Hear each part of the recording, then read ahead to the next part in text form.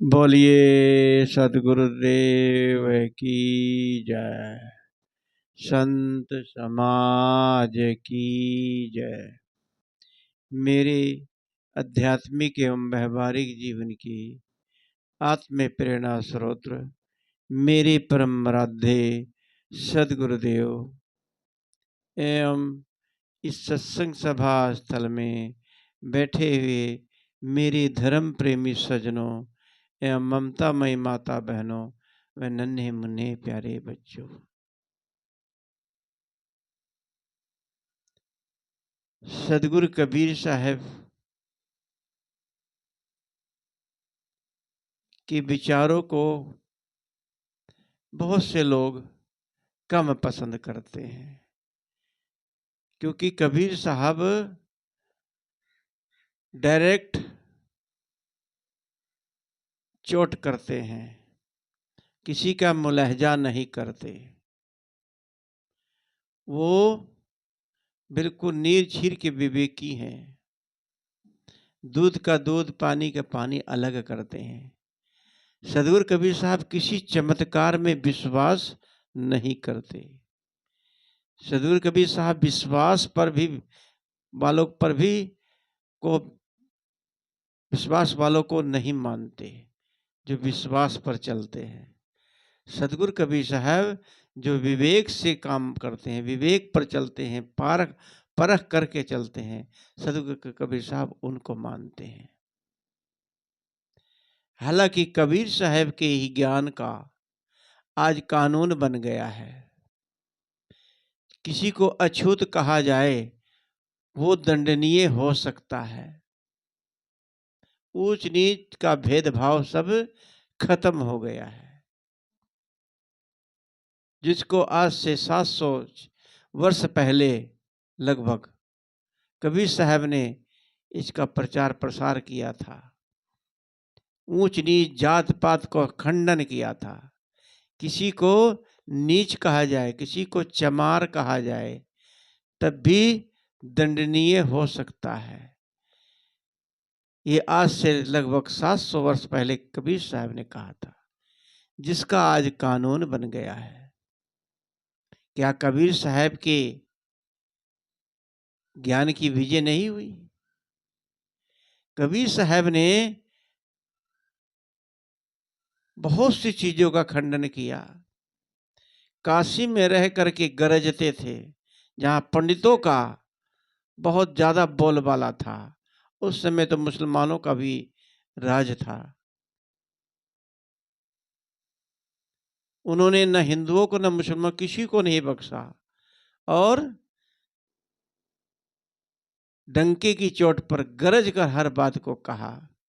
ऐसा निर्भीक व्यक्ति क्या कोई हो सकता है? ऐसा महापुरुष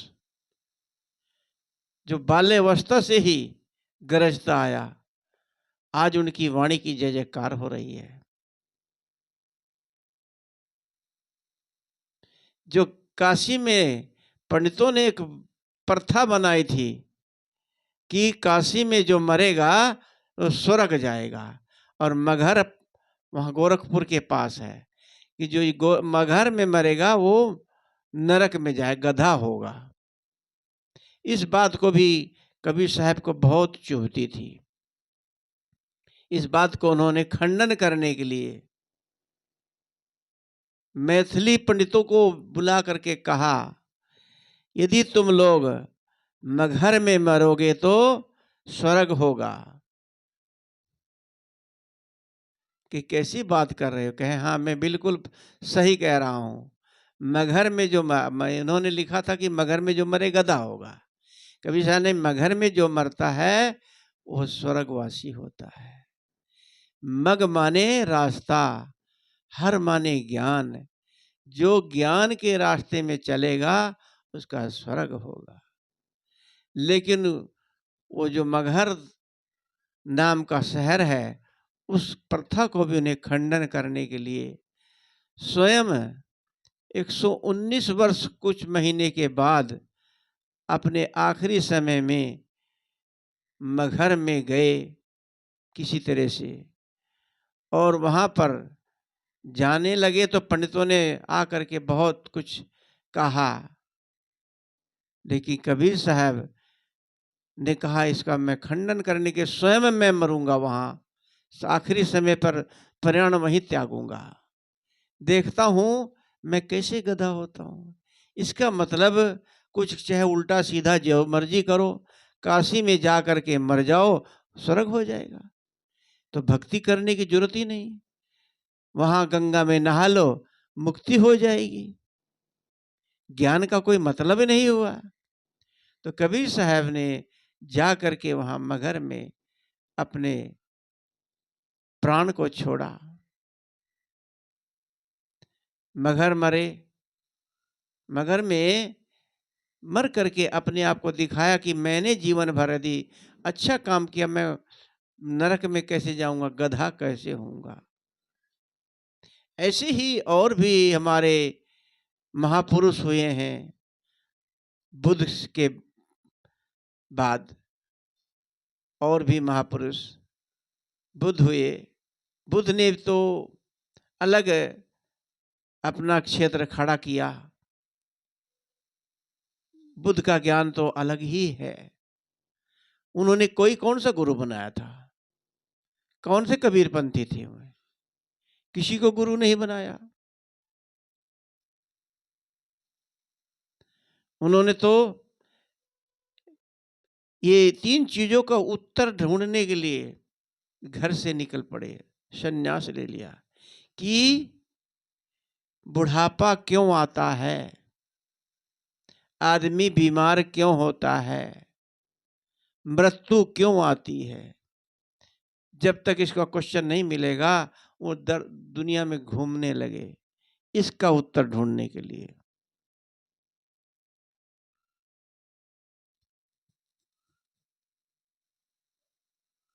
स्वामी शंकराचार्य जो शिव के अवतार कहे जाते हैं, अवतार तो कुछ नहीं, लेकिन लोगों ने माना है स्वामी शंकराचार्य शिव के अवतार कहे जाते हैं। उन्होंने कहा सबसे उत्तम तीर्थ अपना मन है। जिसका मन निर्दोष रूप से है, जिसका मन शुद्ध है, वही स्वर्ग में है। और एक स्वामी शंकराचार्य जी ने कहा है, बंदतु बंदतु शास्त्राणि भजन्तु देवान कुरंतु कर्माणि भजन्तु देवता। भजन्तु बदंतु शास्त्राणि, शास्त्रों की वंदना करो, भजन्तु देवान, देवताओं की पूजा करो, भजन्तु देवान कुरंतु कर्माणि भजन्तु देवता। आत्मेक बोधेन बिना मुमुक्ते न सिद्धंति ब्रह्म सत्रांति। अर्थ है, जगत गुरु शंकराचार्य बोल रहे हैं। ये कौन से कबीरपंथी थे, कबीरी भाषा बोल रहे हैं। उन्होंने कहा कि शास्त्रों को जितना मर्जी पढ़ते रहिए, बदंतु शास्त्राणि, शास्त्रों को जितना मर्जी पढ़ते रहिए, देवताओं की पूजा जितना मर्जी घंटा घड़ियाल बजाते रहिए, पूजा पाठ करते रहिए, तीर्थ व्रत करते रहिए, गंगा में स्नान करते रहिए। ये सब कौन कह रहा है? कबीर साहब नहीं कह रहे। आपके स्वामी शंकराचार्य शिव के पुजारी, शिव के अवतार कहे जाते हैं, वो कह रहे हैं कि सारी जिंदगी कर्मकांड जिंदगी भर करते रहे हो। इनको कौन से कबीरपंथी आप कहोगे? आत्मिक बोधन बिना मुमुक्ते, जब तक आत्मा का बोध नहीं होगा, आत्मा का बोध जब तक नहीं होगा तब तक आपका कल्याण नहीं हो सकता। चाहे जिसकी पूजा करो, सिद्धि करते रहिए, गंगा नदियों में नहाते रहिए, सो ब्रह्मा मर जाए तब भी आपका कल्याण नहीं होगा, ये शंकराचार्य कहते हैं। चाहे सो ब्रह्मा मर जाए, एक ब्रह्मा के मरने से चारों युग कहते हैं खत्म हो जाते हैं। सो ब्रह्मा मर जाए तब भी आपका कभी कल्याण नहीं होगा। बताइए, बड़े अफसोस की बात है। अब किसकी, कबीर को आप लोग पसंद नहीं करते, किसको पसंद करोगे? सब महापुरुषों ने वही बात कही। किसी देवी देवता, तीर्थ यात्रा, कहीं भी जाओ, कुछ भी घंटा घड़ियाल पूजा आरती करते रहो किसी की, आत्मिक बोधेन विमनो मुक्ति, जब तक आत्मा का बोध आपको नहीं होगा। आत्मा का बोध क्या है? सत्संग में जाकर के वो मिलता है। सत्संग से ही आत्मा का बोध मिलता है। जो संत पारखी लोग बताते हैं आत्मा को मानो, सभी संतों ने कहा है। मुझको मान, मैं ही सब कुछ हूं, कृष्ण जी कह रहे हैं। मैं ही का मतलब आत्मा। गुरु नानक देव जी ने, गुरु नानक देव महापुरुष ये भी थे, कबीर के समय पर गुरु नानक देव जी ने स्वयं कहा, कर्म भूमि पर फल के लिए मेहनत सबको करना पड़ता है। रब सिर्फ लकीरें देता है। रब, खुदा या परमात्मा या ईश्वर केवल लकीरें देता है, रंग तो हमें ही भरना पड़ता है। यानी परमात्मा ने आपको बना के खड़ा कर दिया है, लेकिन अपना कल्याण, अपनी मुक्ति तो आपको स्वयं करनी पड़ेगी। कोई गुरु, कोई भगवान, कोई मुक्ति आपकी नहीं करा सकता। बताइए, ये कौन से कबीर थे? अब रविदास जी की ले लीजिए, संत रविदास जी महाराज, उन्होंने स्वयं कहा, मन चंगा कठौती में गंगा। ये लिखा है हमारे आश्रम में कि मन चंगा कठौती में गंगा। इसका अर्थ क्या है? पढ़ लिया, ऐसी छोड़ दिया। जब तक मन आपका साफ नहीं होगा, पवित्र नहीं होगा, मन चंगा है तो कठौती माने कंठ, कंठ माने हृदय में आपके गंगा बहती है। ये नहीं कि मन खुश है, चंगा था, गंगा में स्नान हो गया, ऐसा नहीं। गंगा का मतलब, गंगा को लोग पवित्र मानते हैं, तो गंगा तो आपके अंदर बह रही है। सत्संग की गंगा बहती है गुरुदेव तुम्हारे चरणों में, मिलता है फल आपके चरणों। सत्संग की गंगा बहती है गुरुदेव तुम्हारे चरणों में। तो संतों की ये, सब संतों ने एक ही बात कही है। अब गोस्वामी जी के ले लीजिए, गोस्वामी जी भी क्या कबीरपंथी थे? गोस्वामी जी ने कहा, देखी सुनी गुनी मन माही, मोह मोल परमार्थ नाही। जो देखोगे सुनोगे और मोह का कारण बनेगा, परमार्थ का कारण नहीं बन सकता। ये कौन से कबीरपंथी थे? ये तो राम के उपासक थे। उन्होंने तो रामायण में पहले शुरू में लिखा है, कहते जब सो के उठे नहाए धोए नहीं थे तब ये बात कही। हमारे आचार्य स्वरूप लीन से धर्म स्वरूप साहब बहुत बढ़िया तरीके से व्यंग करते थे कि जब वो सो के उठते हैं, हाथ मुंह नहीं धोए रहते, तब वो कहते हैं कि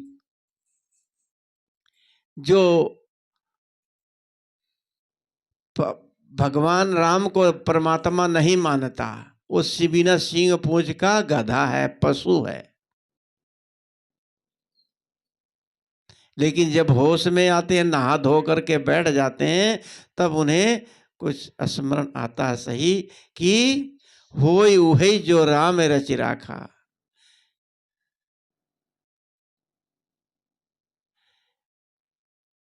और धर्म न दूजा सत्य समाना। और भी बहुत कुछ कबीर साहब गोस्वामी जी ने लिखा है। लिखा कि निज कहूं नहीं सुख दुख का दाता, निज कृत कर्म भोग सुन भराता। कि कोई सुख दुख का दाता नहीं है, कोई भगवान नहीं। कहाँ गए उनके राम? सब भाग गए। उन्होंने कहा कोई सुख दुख का दाता नहीं, जो अपने कर्मों का फल, जो अपने कर्म जैसे करेगा वैसे इसको फल मिलेगा। यहाँ कैसी कबीरी भाषा बोल रहे हैं। और आगे लीजिए, उन्होंने कहा कि निर्मल मन जन सो मोहि पावा, मोह कपट कपट छल छिद्र नहीं भावा। कि निर्मल मन जन सो मोहि पावा, जो निर्मल मन वाला होगा वही मुझे प्राप्त कर सकता है। अब इसमें कोई ये नहीं कहा जो राम को मानने वाला है वही राम को प्राप्त कर सकता है। वही बात बोली ना रविदास, नानक देव ने कहा बिन आपा चीन्हे मिटे न भरम की काई। जब तक अपने को नहीं जानोगे समझोगे तो आपका भ्रम नहीं कट सकता। सभी महापुरुषों ने की बात बोली। अब दत्तात्रेय जी को ले लीजिए। दत्तात्रेय ने कितने गुरु करे थे जग जाहिर है। दत्तात्रेय कौन थे? अनसुईया के पुत्र थे। इन्होंने 24 गुरु बनाए थे। हमने भी बहुत गुरु बनाए हैं, लेकिन अब गुरु बनाने की जरूरत ही नहीं। ऐसे सदगुरु मिले हमें, सदगुरु जो कि मोक्ष पुरुष आज के समय पे, ऐसा सदगुरु बहुत मुश्किल से मिलता है।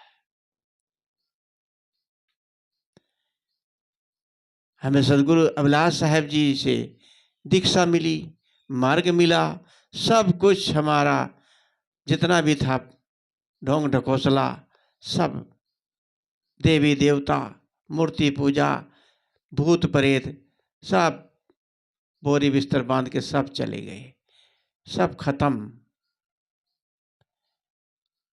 आगे हमें सन 2000 से हमारे यहाँ सदगुरु श्री सजीवन साहब कटिहार से वो भी आते रहे। हमारे बच्चे भी उनसे दीक्षित हैं। बहुत अच्छे संत हैं, निर्मल संत हैं। बहुत ही वहाँ जाके रह के मैं अभी देख के आया हूँ, कितना महान, इतनी निर्मलता उनके अंदर रहने से पता लगता है ना। कोई कुछ करता है कुछ नहीं, डांट फटकार कहते हैं, कुछ कहेंगे भाग जाएंगे। कितने कोमल हृदय के, बहुत सरल संत। मेरे को प्रार्थना किया मैंने, मेरे को वेश उन्हीं से प्राप्त हुआ, सदगुरु श्री सजीवन साहिब से। बहुत कुछ उन्होंने मेरे को सीख दिया, जिस पर चलने का प्रयास कर रहा हूँ। वेश कोई कल्याण नहीं कर देता है, वेश तो एक मर्यादा है। किसकी मर्यादा में रह के हम बहुत कुछ गलत जो होता है छोड़ देते हैं और बहुत कुछ अच्छा चलने का प्रयास करते हैं, फिर आदमी मर्यादित रहता है। हमें साधु बनना नहीं है, साधु होना है। जब सदगुरु कबीर साहब ने कहा साधु होना चाहिए, बनना नहीं, साधु होना चाहिए पक्का होई के खेल। कच्ची घानी पेर कर खली भयाना तेल। अगर कच्ची घानी में कच्ची सरसों मशीन में डाल दोगे ना तो तेल निकल पाएगा, कच्चा सरसों होगी तो, और न ही खली बन पाएगी। तो इसलिए पक्का होई करके ये साधु बनना हंसी खेल नहीं है।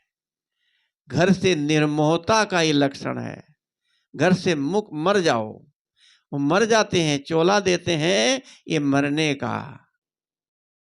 आड़बन लंगोटी कपड़ा सब बिल्कुल कफन में लिपटे हुए रहते। कभी भी मौत आ जाए, कहीं भी आ जाए, कफन की जरूरत ही नहीं है।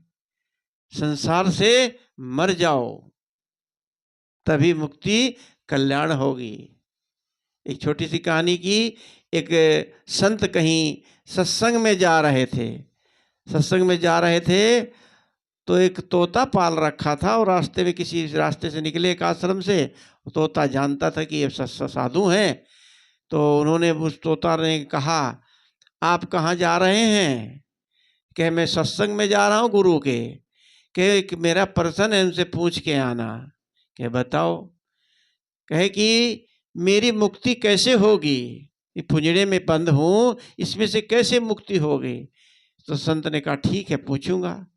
गए वहां, सत्संग खत्म होने के बाद संत से पूछा, गुरुजी एक तोते ने एक प्रश्न किया है कि मेरी मुक्ति कैसे होगी, पिंजड़े में बंद हूं। संत सुनते ही एकदम लुढ़क गए, बेहोश हो गए। संत भागे वहां से, करे क्या हो गया ये, कोई कहेगा कुछ कर दिया, डर के मारा भागे। आए तोताराम के भैया, कहे कि क्या पूछ के आए। कि क्या पूछना, अरे उनसे जब प्रश्न किया तो संत ही लुढ़क गए। सुनते ही तोता भी लुढ़क गया और संत तो भागे भाई, पांव दबा फटाफट कि यार कहीं भी मेरे भी लिया, तोते को मार दिया। आए क्या नाम के उस मालिक घर का आया, कुछ देर के बाद तोते को देखा मरा पड़ा। उसको पिंजड़े से निकाल के बाहर रखा, रखते ही तोता फुर्र से उड़ गया। तो ये युक्ति संत ने बताई थी कि ऐसे ही मर जाओ, जब मर जाओगे तो मुक्त हो जाओगे। उसने मरे का नाटक कर लिया और मुक्त हो गया पिंजड़े से। ऐसे ही हम लोग, ये मरने का ही नाटक तो है ही है। हम मरने का चोला पहन करके मौत से नहीं घबराना चाहिए, कभी भी किसी टाइम आ जाए, बस अपना कल्याण का काम करते रहिए, हर समय आप मुक्त हो। तो मैं कह रहा था कि दत्तात्रेय जी ने 24 गुरु करे थे। 24 गुरु, गुरु कौन कौन से थे इनके, गिनाना तो बहुत मुश्किल है, लेकिन उन्होंने घटनाओं से प्रेरणा ली। घटित घटनाएं जो होती तो उनसे प्रेरणा लेते थे। जैसे एक स्त्री धान कूट रही थी, धान कूट रही थी, स्त्री ब्याही थी, नई नवेली थी, 4 चूड़ियां खूब पहनी थी। जब कूट रही थी तो आपस में चूड़ियां छन छन छन बज रही थी। तो उसने क्या काम किया, उसमें कुछ चूड़ियां निकाल दी, आवाज कम आने लगी। फिर कूटने लगी, फिर कुछ थोड़ी थोड़ी आवाज फिर भी आ रही। तो उसने सारी चूड़ियां निकाल ली, एक एक रख ली, एक इसमें एक इसमें, और कूटने लगी। बात शांति से खूब कूटा, कोई आवाज नहीं आई। तो दत्तात्रेय ने देखा, वाह कितनी अच्छी बात है, अकेले अकेले रहना। जब अकेले रहोगे तो कोई परपंच नहीं होगा, बहुत आनंद आता अकेले में। लोग कहते हैं कि अकेले कहीं रहोगे कुछ हो जाएगा तो कौन देखेगा।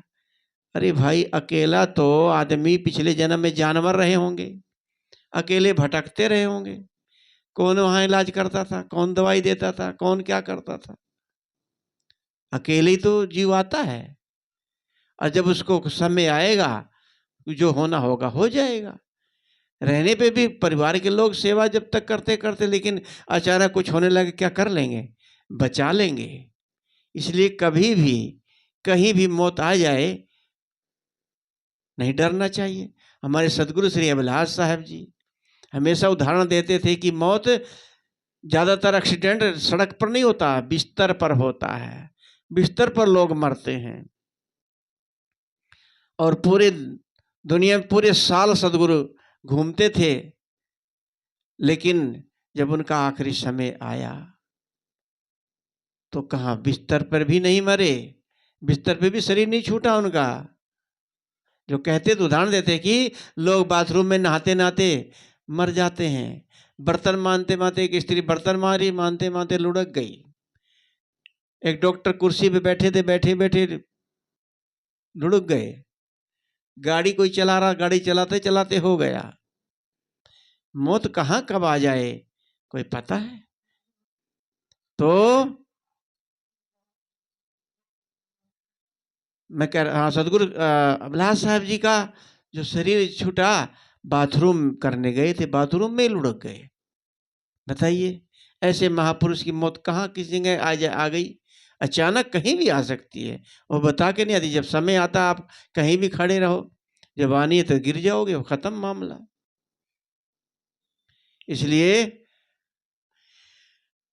कहा है कि फूलों से नित हंसना सीखो, फूलों से नित हंसना सीखो, भंवरों से नित गाना।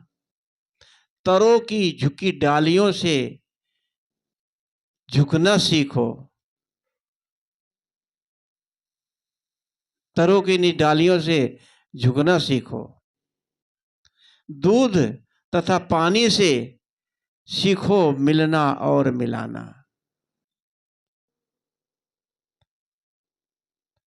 तो मैं कह रहा था कि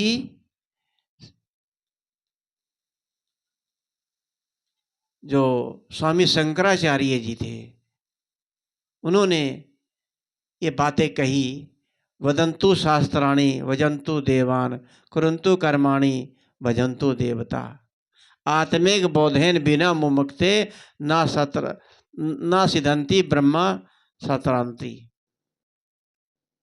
कितनी अच्छी बात कही है। तो हम लोगों को इन संत महापुरुषों की, एक महापुरुष नहीं अनेक महापुरुषों को उदाहरण दिया है मैंने। अब किनकी बात को आप मानेंगे? सब महापुरुष सबके हैं, किसी की भी बात को मान करके चले बस। हमें चलना है उस मंजिल तक जिसके आगे राह ना हो, कुछ भी रुकावट नहीं, बस वहीं खत्म हो जाए रास्ता, तभी आपकी मुक्ति होगी, तभी कल्याण होगा। तो मैं इन शब्दों के साथ अपनी वाणी को यहीं पर विराम देता हूँ। बोलिए सदगुरुदेव की जय। वंदन है जी गुरुदेव आपको।